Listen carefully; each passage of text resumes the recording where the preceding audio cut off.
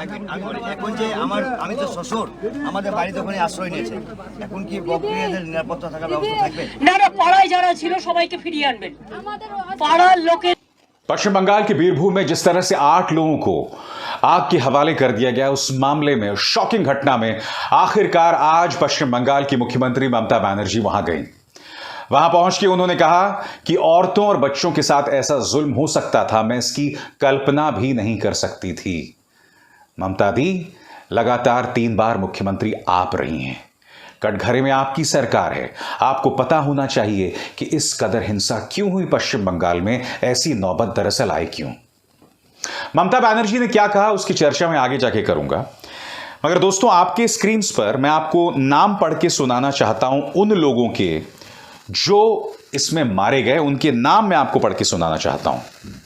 The print के मुताबिक जो लोग मारे गए हैं उनके नाम कुछ इस तरह से हैं: मीना बीबी, रूपाली बीबी, जहानारा बीबी, लिली खातून, शैली बीबी, नूर नहर बीबी, काजी साजिदुर रहमान और 7 साल की तुली खातून। कोई रहमान, कोई बीबी। मैं आपसे पूछना चाहता हूं, क्या इसे हिंदू नरसंहार बताया जा सकता है?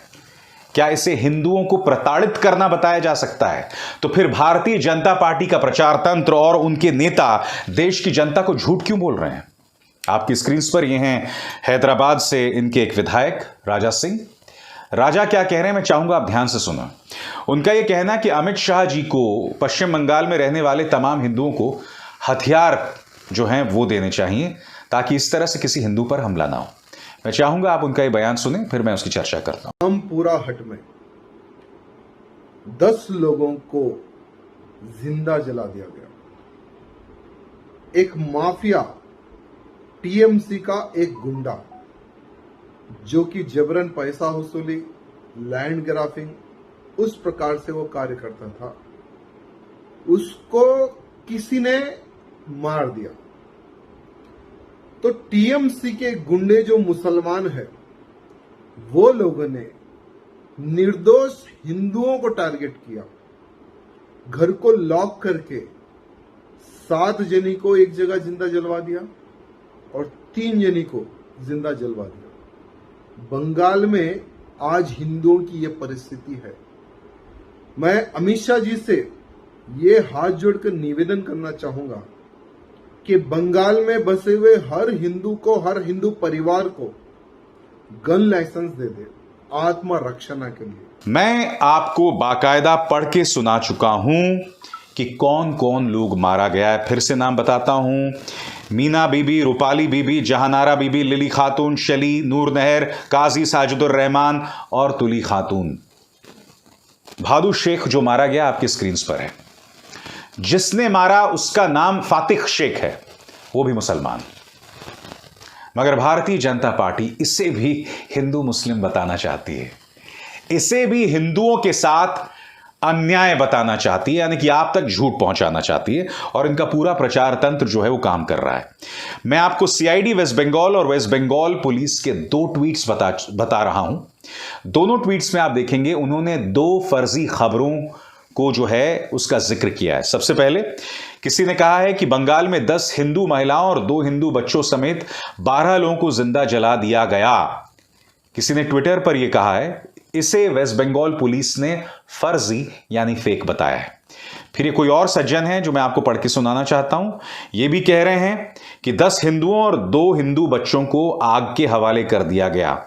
इसे सीआईडी वेस्ट बंगाल ने कहा है कि हमने इसकी जांच की है और यह पूरी तरह से फर्जी खबर पाई गई है और हम इसके खिलाफ जांच करेंगे और एक्शन लेंगे।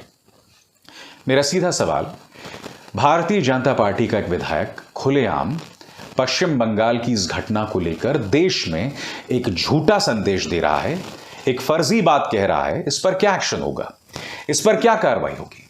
और आपने देखा इनका पूरा प्रचार तंत्र। दिलचस्प बात यह है कि जो फर्जी खबरें सर्कुलेट हो रही हैं व्हाट्सएप के जरिए या जो वायरल हो रही हैं, सबकी भाषा एक सी है। यानी कि बेशक इसे वेस्ट बंगाल पुलिस फर्जी करार दे, झूठा करार दे, मगर गड़बड़ तो की जा चुकी है। तमाम व्हाट्सएप ग्रुप्स में खबर फैलाई जा चुकी है कि जो 8 लोग मारे गए थे पश्चिम बंगाल में, जो जल गए, वो दरअसल हिंदू थे। इस तरह की झूठी खबरें फैलाई जा रही हैं दोस्तों। कितने शर्म की बात है। ममता बनर्जी कटघरे में हैं और मैं ये सवाल लगातार अपने कार्यक्रमों में आपके सामने उठा चुका हूं। एक नहीं, दो नहीं, तीन बार मैंने उन्हें कटघरे में रखा है अपने ही मंच पर। यही नहीं, चुनावों के बाद जब हिंसा हुई थी जिसमें 10 लोग मारे गए थे, तब भी मैंने ममता बनर्जी से कहा था कि ममता जी, आप दीदी हैं, दादा मत बनिए, जिम्मेदारी आपकी है।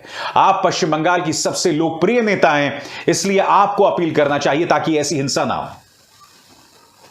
मगर शॉकिंग बात यहां पर यह है कि भारतीय जनता पार्टी के तमाम नेता तमाम हदों को पार कर रहे हैं। कल राजदीप सरदेसाई के कार्यक्रम में यह आदमी संबित पात्रा कहता है कि सोशल मीडिया में इसको लेकर बवाल हुआ, तभी कुछ पत्रकारों ने इसे मुद्दा बनाया, वरना पत्रकार इसका जिक्र भी नहीं करते। ओएनजीसी के डायरेक्टर साहब, माननीय डॉक्टर साहब, मैं आपको बता दूं कि जो पत्रकार आपकी सरकार यानी भारतीय जनता पार्टी से सवाल करता है, मोदी जी से सवाल करता है, वो ममता बनर्जी से भी सवाल करने की हिम्मत रखता है। जो मुख्यमंत्री आदित्यनाथ के राज में जिस तरह का गड़बड़ झाला चल रहा है, वो केरल में जो गड़बड़ झाला चलता है उस पर भी सवाल उठाया जाता है। मगर आप मुझे बताएं संबित पात्रा, आप मुझे बताएं कि जब उत्तर प्रदेश में कोई ज्यादती होती है तब तो गोदी मीडिया कभी सवाल नहीं उठाता, क्योंकि जो करोड़ों रुपए मुंह में ठूंस दिए गए हैं उसके बाद ना हिम्मत होती है और ना नियत है। तो फिर ये जो तुम कह रहे हो संबित कि अगर सोशल मीडिया ना होता तो कुछ पत्रकार ममता बनर्जी पर सवाल नहीं खड़ा करते, अरे सोशल मीडिया में तो भारतीय जनता पार्टी का प्रचार तंत्र जहर फैला रहा है। तुम लोग जिस तरह का जहर फैलाते हो सोशल मीडिया में, अगर कार्रवाइयां होने लगी तो भाजपा प्रचार तंत्र के न जाने कितने लोग नप जाएंगे, कितने लोग जेल चले जाएंगे। और संबित पात्रा, तुम्हारी इतनी हिम्मत कि तुम ये कहो कि कुछ पत्रकार ये मुद्दा इसलिए उठा रहे हैं क्योंकि सोशल मीडिया में उसको लेकर बवाल हो रहा है। शर्म की बात यह है दोस्तों कि अगर मृतकों में एक हिंदू एंगल होता ना, तो भारतीय जनता पार्टी ने इस पर और भी ज्यादा बवाल किया होता।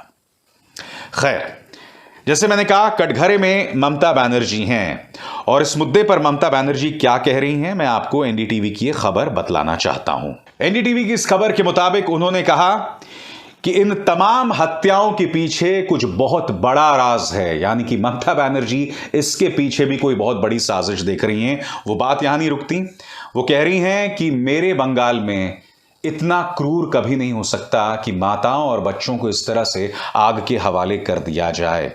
वो इसके पीछे एक बहुत बड़ी साजिश देख रहे हैं।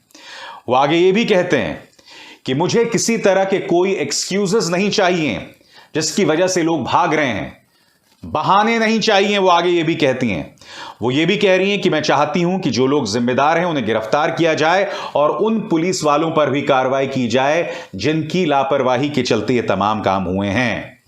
जो गवाह हैं उन्हें पुलिस को उनको संरक्षण देना चाहिए।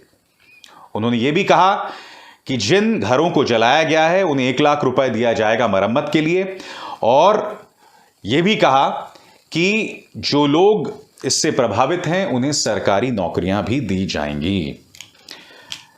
मगर ममता जी, आपको यह समझना पड़ेगा कि बार बार इस चीज का प्रमाण सामने उभर कर आ रहा है कि पश्चिम बंगाल में हालात बेकाबू हो जाते हैं, हिंसा तमाम हदों को पार कर देती है।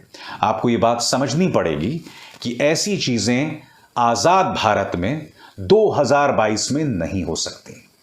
इस पर लगाम लगाना होगा, आपको अपनी तरफ से सख्त संदेश देना होगा ताकि इस तरह की कार्रवाई ना हो। खासकर आपको लगाम लगाना पड़ेगा अपने पार्टी के काडर पर, क्योंकि यह पार्टी का काडर सत्ता की ताकत में मस्त होकर जो है अक्सर ऐसे काम करता है और हमारे सामने ऐसी ढेरों मिसालें हैं। इसलिए आपकी तरफ से सख्त संदेश दिया जाना बेहद जरूरी है। आप उससे पीछे नहीं हट सकती हैं, क्योंकि इस मंच पर मैं आपको कटघरे में रखते रहूंगा जब जब इस तरह की चूक, इस तरह की बातें सामने उभर कर आएंगी। अब विशाल शर्मा को दीजिए इजाजत। नमस्कार।